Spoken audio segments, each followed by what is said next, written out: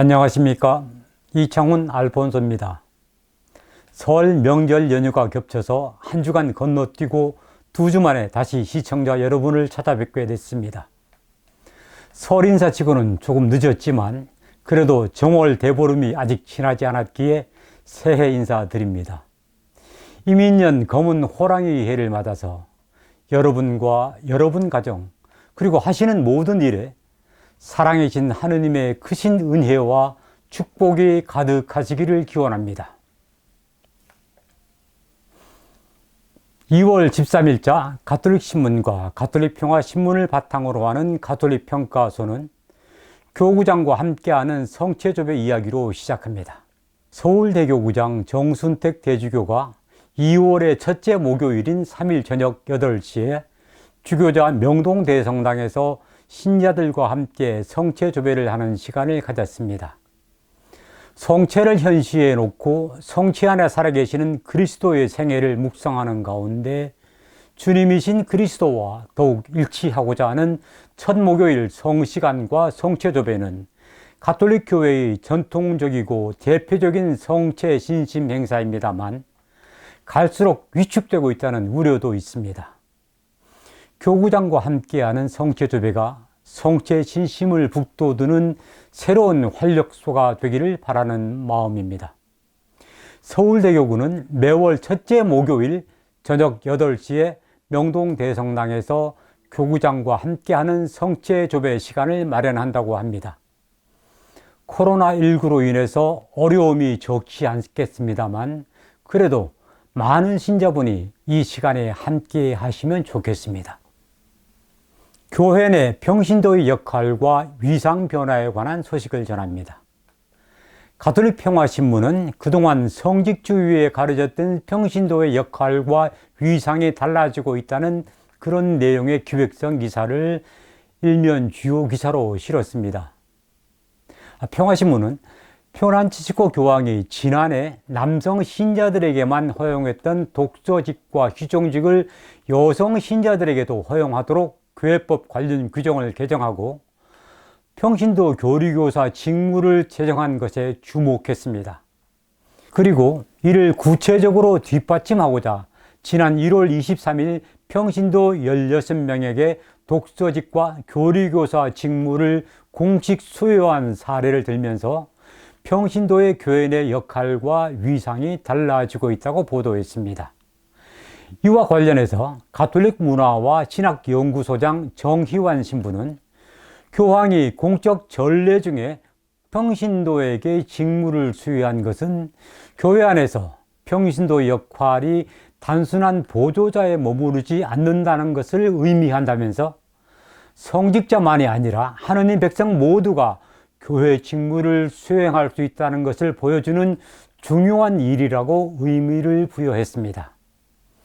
정희환 신부는 또 교회 안에는 성사만이 아니라 친교와 봉사와 교육과 행정 등 다양한 직무가 있지만 그동안 성직자들의 직무만이 교회의 공식 직무로 인식되어 평신도의 역할이 잘 드러나지 못했다고 밝혔습니다. 또 서강대 전인교육원 최현순 대례사 교수는 우리가 평신도에 대해서 너무 몰랐던 게 아닌지 되돌아봐야 한다면서 평신도의 역할이 미사에 참여하고 교무금을 빠지지 않고 잘 내고 단체 활동을 통해서 봉사하는 정도로 봐서는 안 된다고 지적했습니다.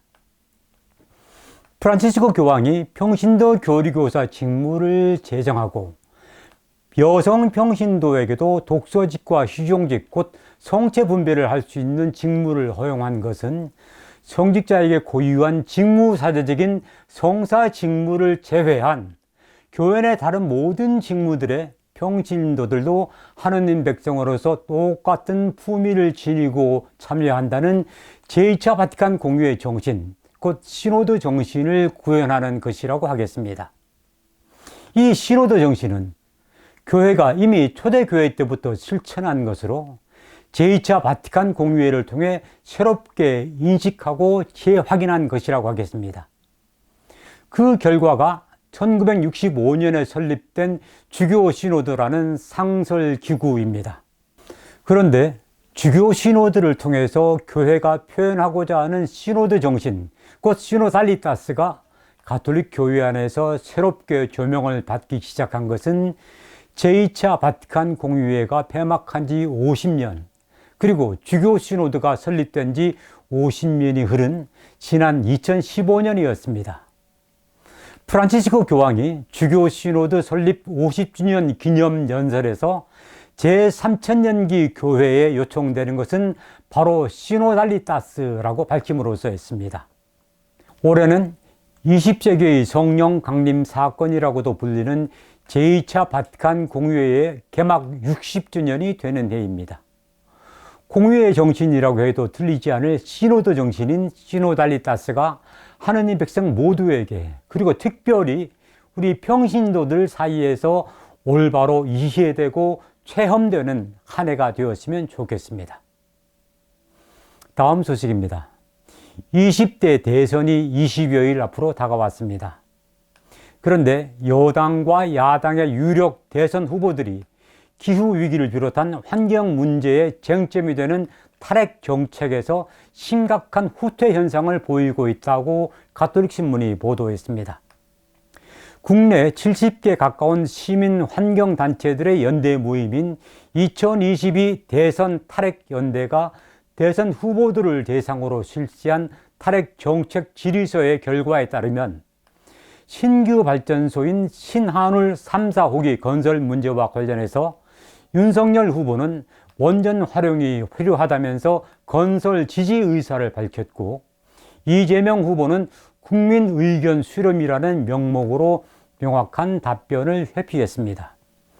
또 소형 모듈 원자로 연구 개발과 관련해서는 이재명 후보는 관련 연구가 필요하다고 밝혔고, 윤석열 후보는 적극적으로 개발하고 활용해야 한다고 대답했습니다.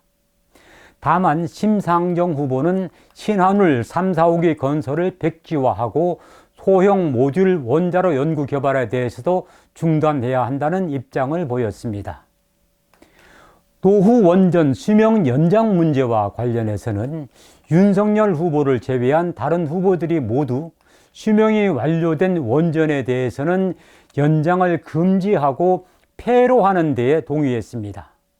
윤석열 후보는 원전의 안전성은 원전 수명에 좌우되는 것이 아니라 원전 고유의 안전성에 좌우된다면서 원전 폐로를 반대했습니다. 이번 질의에 안철수 후보는 답변을 보내지 않았습니다. 가톨릭 교회는 프란치스코 교황의 환경회칙 찬미 받으소서를 계기로 지난해부터 전 세계 차원에서 찬미 받으소서 7년 여정을 시작해 죽어가는 환경을 살리기 위한 실천 운동을 벌이고 있습니다. 안전한 세상을 만들고 지키기 위한 노력은 아무리 강조해도 부족함이 없을 것입니다. 안전한 세상을 만들고 또 그 세상을 후손에게 물려주기 위해서는 그에 걸맞은 정책을 마련하고 차질 없이 집행하는 것이 필요합니다.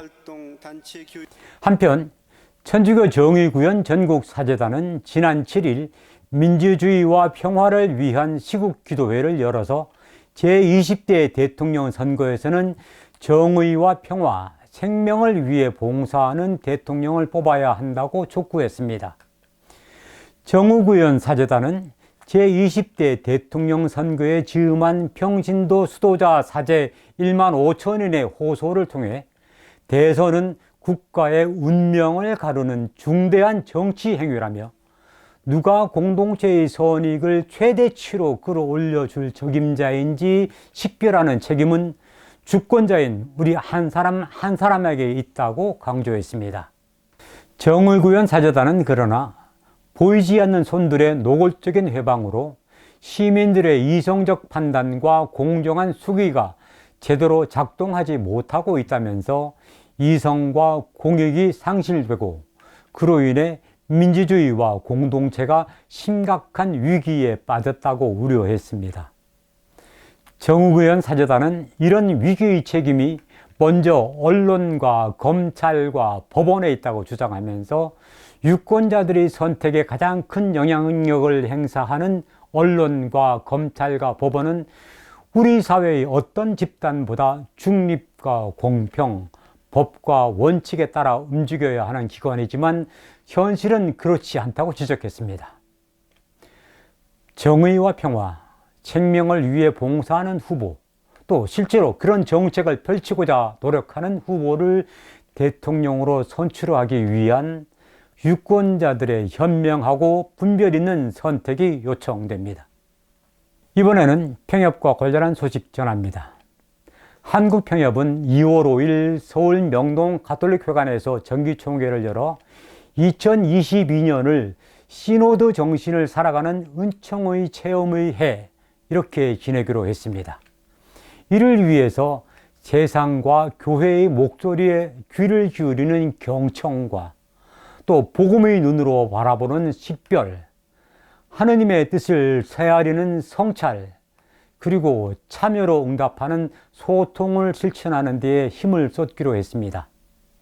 한국평협은 또 제24대 새 회장의 이병욱 요한 크리소스토모 서울평협 회장을 선출한 것을 비롯해 임원진을 새로이 구성했습니다. 이병욱 새 회장은 여러분과 함께 서로 경청하고 식별하며 소통하는 가운데 하느님의 뜻이 무엇인지 찾아나가고 이를 통해서 주님 보시기에 좋은 열매를 맺도록 열과 성을 다하겠다고 밝혔습니다. 이어서 간추린 소식 몇 가지 전해드립니다. 가톨릭을 비롯해 개신교, 불교, 원불교, 천도교 등 5개 종단 환경단체가 연대한 종교환경회의는 시민의 의견 수렴 없이 일방적으로 추진되는 고준위 핵 폐기물 관리 기본 계획을 즉각 철회하라고 정부에 촉구했습니다. 초대 원주 교구장을 지낸 고 지학순 주교를 기려 제정한 지학순 정의평화상 제24회 수상자로 20여 년간 미얀마의 어려운 이들을 위해 교육 사업을 펼쳐온 미얀마 교육개발재단이 선정됐습니다. 지난해 12월부터 올해 1월까지 2달 사이에 전국 교구와 수도회에서 사제품을 받은 세사제는 모두 106명으로 집계됐습니다.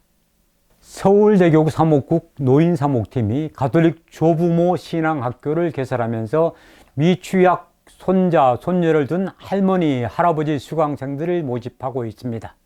자세한 것은 사목국 노인사목팀 02-727-2385, 2386번으로 문의하시면 됩니다. 이탈리아 남부에 있는 시칠리아 섬, 마피아의 소굴로 알려져 있는 곳이지요. 이 섬에 마다라 델 발로 교구가 세례와 견진성사를 받을 때에 대부모를 지정하는 것을 2024년까지 한시적으로 중단했다고 합니다.